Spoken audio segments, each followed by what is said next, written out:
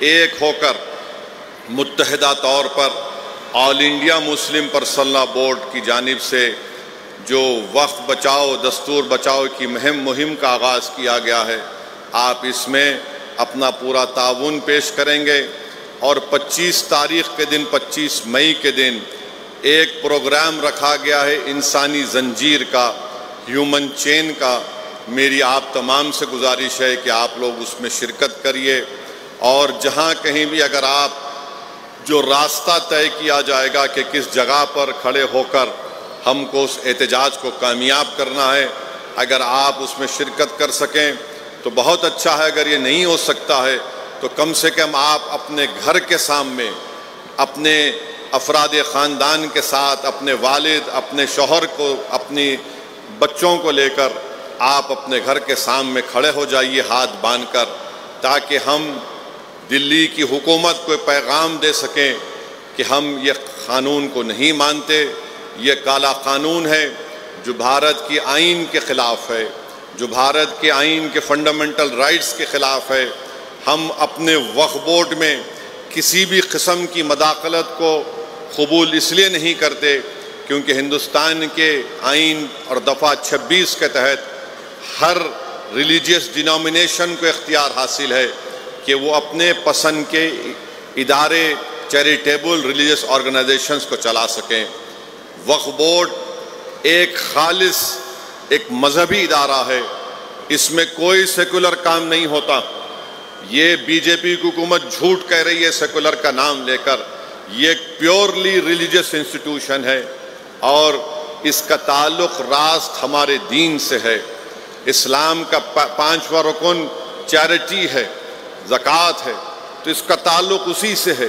قرآن میں بے شمار آیتیں ہیں جو اللہ ہم کو کہہ رہا ہے کہ اپنی دولت کو استعمال کرو۔ تو میری زدہ اور ماں اور بہنوں، یہ کالا قانون ہے جو ہماری مسجدوں کو، درگاہوں کو، خانقاہوں کو، ہمارے عاشور خانوں کو، امام باڑوں کو ہم سے چھیننے کے لیے بنایا گیا ہے۔ آپ نے مجھ سے قبل تمام ذمہ دار لوگوں سے ان کے بصیرت افروز خطابات کے ذریعے آپ نے سنا ہوگا کہ یہ قانون کیسا بنایا گیا ہے۔ اگر کوئی مسلمان آدیواسی ہوگا تو وہ اپنی جائیداد کو وقف نہیں کر سکے گا۔ وقف بائی یوزر ہے، جس کو سپریم کورٹ نے بابری مسجد کے مقدمے میں وقف بائی یوزر کو سپریم کورٹ نے اپیل کیا۔ آپ اس فیصلے کے خلاف غلط طریقے سے ایک قانون بناتے ہیں۔ آپ خواتین ہیں، اس قانون میں یہ بات لکھی گئی کہ اگر کوئی اپنی جائیداد کو وقف الاولاد کرنا چاہتا ہے اور وقف الاولاد کرے گا تو مودی کی حکومت یہ کہہ رہی ہے کہ بیٹی کا حق نہیں مارا جا سکتا۔ اب آپ خود اندازہ لگائیے کہ اگر کوئی اپنی جائیداد کو اللہ کو اس کا مالک بنا رہا ہے تو کہاں بیٹی کہاں بھائی، کہاں بیٹا کہاں بیٹی کہاں رشتہ دار؟ مگر یہ حکومت کہتی ہے کہ وقف الاولاد آپ اس وقت تک نہیں کر سکتے جب تک کہ آپ یہ بتا نہ دیں کہ بچوں کا حق نہیں مارا جائے گا۔ یہ عجیب و غریب بات ہے کہ جائیداد میری ہے ہندوستان کی آئین کی سیکشن 300 کے تحت۔ یہ قانون ایسا بنا دیا گیا کہ جتنے مساجد ہیں پورے ملک میں آثار قدیمہ کے تحت اگر وہ پروٹیکٹڈ ہیں، اینشینٹ ہیں، تو اس کا مالک وقف نہیں رہے گا، اس کا مالک آثار قدیمہ بن جائے گا۔ آثار قدیمہ کے ایکٹ یہ کہتا ہے کہ اس جگہ کو جو آثار قدیمہ کے ماتحت ہے اس میں کوئی رد و بدل نہیں کیا جا سکتا اس کی تعمیراتی کام کر کے۔ ٹائٹل تو وقف بورڈ کے پاس رہے گی، مگر مودی نے کہہ دیا کہ نہیں، ٹائٹل مالک وقف بورڈ نہیں رہے گا، مالک بن جائے گا آثار قدیمہ۔ بتائیے آپ، یہ ظلم نہیں تو کیا ہے؟ پھر یہی تو سیکشن لایا گیا تھا جب لوک سبھا میں بحث ہو رہی تھی، اس دن اس ایمنڈمنٹ کو پیش کر دیا گیا۔ ہمارے ایک بھائی حمداللہ سعید کانگریس کے ایم پی ہیں، لکشدیپ کے ایم پی ہیں، آدیواسی ہیں، ان کے مرحوم والد 9 مرتبہ کے ایم پی تھے لوک سبھا اور راجیہ سبھا کے۔ اب آپ کہہ رہے ہیں کہ آدیواسی اپنی جائیداد کو وقف نہیں کرے گا، تو یہ اس طرح کے غلط قوانین بنا کر مسلمانوں سے ان کی جائیدادوں کو چھیننے کا کام کر رہی ہے۔ میں اس موقع پر ہمارے محب اللہ ندوی صاحب کا بھی شکریہ ادا کروں گا کہ ہم تمام اراکین نے مل کر اس پارلیمنٹ کی جوائنٹ ورکنگ کمیٹی میں بڑی بڑی محنتیں کی، بڑی جستجو کی، ہم نے پوری کوشش کی کہ ہم اپنے موقف کو سامنے رکھ سکیں۔ اسی لیے ہم نے اس جوائنٹ ورکنگ کمیٹی کی رپورٹ میں ہم نے اپنے ڈسنٹ رپورٹ کو بھی دیا ہے، میں نے دیا، مولانا محب اللہ ندوی صاحب نے دیا، اور مولانا محب اللہ ندوی صاحب رامپور کے ایم پی بھی ہیں اور پارلیمنٹ کے سامنے جو مسجد ہے اس کے امام بھی ہیں۔ یہ قانون یہ کہہ رہا ہے کہ پارلیمنٹ کے سامنے کی مسجد وقف کی نہیں رہے گی، گورنمنٹ کی پراپرٹی ہو جائے گی۔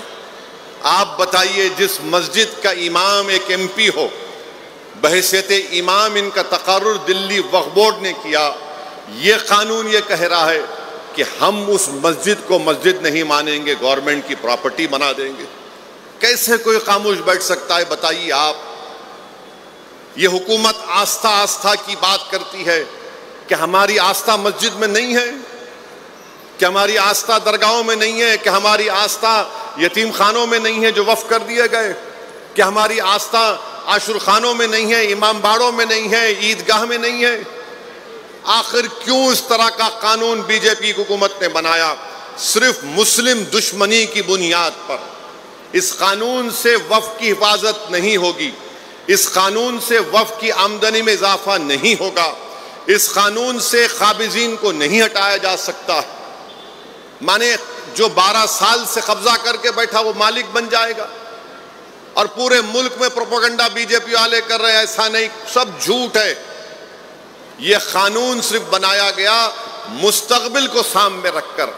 اگر یہ قانون رہے گا تو یاد رکھیے آر ایس ایس کے پاس ایک لسٹ ہے جو ان کا ماننا یہ ہے کہ تاریخ کے کسی وقت میں مساجد نہیں تھے، کسی اور کی عبادت گاہ تھی۔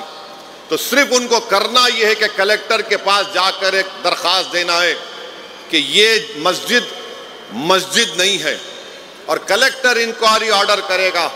اس کے بعد سے جب تک انکوائری کی رپورٹ مکمل نہیں ہوتی وہ وقف کی جائیداد نہیں رہے گی۔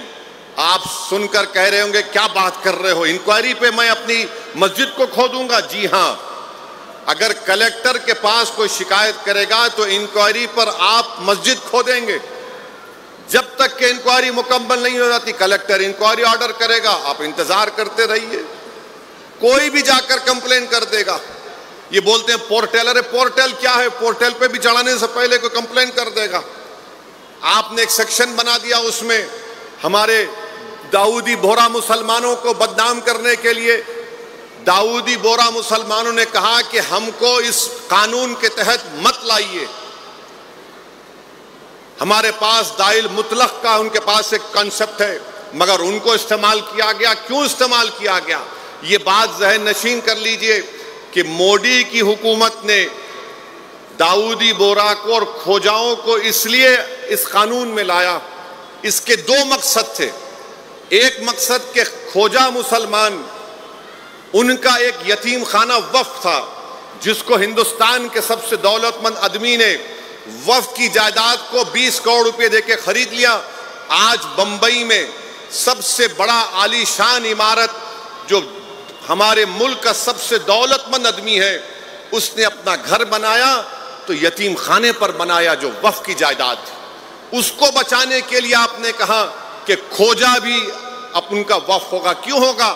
کیونکہ انہوں نے ایک وقف ٹرسٹ کے تحت اس کو بیچ دیا تھا، تو اس کی ٹائٹل کو لیگلائز کرانے کے لیے مہاراشٹرا کے 2 سی او لکھ کر دیے کہ یہ وقف کی جائیداد ہے، تو مودی نے قانون کے ذریعے اپنے دوست کو مدد کر رہے ہیں۔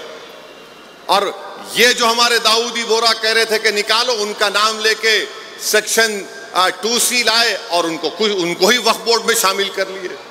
تو یہ ان کی شرارت نہیں ہے بلکہ ایک منصوبہ ہے۔ آپ اندازہ نہیں کر سکتے کہ ہم اور محب اللہ صاحب جب اس کمیٹی میں تھے تو کمیٹی کے چیئرمین نے اپنے اختیارات کا اس طرح استعمال کیا کہ ایک ایسی تنظیم کو بلایا کمیٹی کے سامنے، اس کمیٹی کے 3 لوگوں پر ٹیررزم کے مقدمے چل رہے ہیں، بلکہ 2 کو سزا بھی ہوئی۔ اس آرگنائزیشن کے 3 لوگوں کو بم بلاسٹ میں، جو مہاراشٹرا میں بم بلاسٹ کیے تھے، ان کو بلایا گیا. آپ بتائیے اس کا کیا تعلق؟ ایسے لوگوں کو بلایا گیا. محیب اللہ صاحب کو میں پہلی مرتبہ غصے میں دیکھا. ریٹائرڈ ہائی کورٹ کے ججز ہیں، ریٹائرڈ لا یونیورسٹی کے وائس چانسلر ہیں، اور جب ہم ان سے پوچھے کہ یہ بتائیے کہ 5 سال مسلمان ہونے کی شرط کا مطلب کیا ہے، جب میں نے یہ ریٹائرڈ وائس چانسلر جو لا یونیورسٹی کے تو ان سے پوچھا کہ بتائیے محترمہ، اگر کوئی 5 سال تک نہیں دے سکتا تو کیا 5 سال تک دوسرے مذہب کو دے سکتا ہے؟ تو محترمہ جو ریٹائرڈ وائس چانسلر ہیں لا یونیورسٹی کے، انہوں نے کہا ہاں بالکل وہ دے سکتا ہے کسی عبادت گاہ کو. میں نے پوچھا پھر مسجد کو نہیں دے سکتا؟ بولے نہیں، مسجد کو نہیں 5 سال تک. میں نے کہا کیا یہ دوسرے دھرموں میں ایسا ہوتا ہے کہ 5 سال تک تم اگر کسی دھرم کو مانتے، کیسے بتائیں گے کہ مثال کے طور پر آپ خاتون ہیں، آپ وقف کرنا چاہ رہے، کون آ کر دیکھے گا کہ آپ دین پر چل رہے نہیں چل رہے؟ کون طے کرے گا؟ اور انگریزی کا ورڈ ہے کنٹروینس لکھا آپ نے، کہاں سے طے ہوگا؟ مقصد کیا ہے کہ چھین لینا. بلکہ وہ محترمہ جاتے وقت مجھے ایسی غلط الفاظ میں، ان پارلیمنٹری لینگویج میں مجھ پر ایک تانا مار کے گئے. اس وقت محیب اللہ صاحب اٹھ گئے، مجھے ان کو بڑی مشکل سے روکنا پڑا، ورنہ ماحول کچھ اور ہو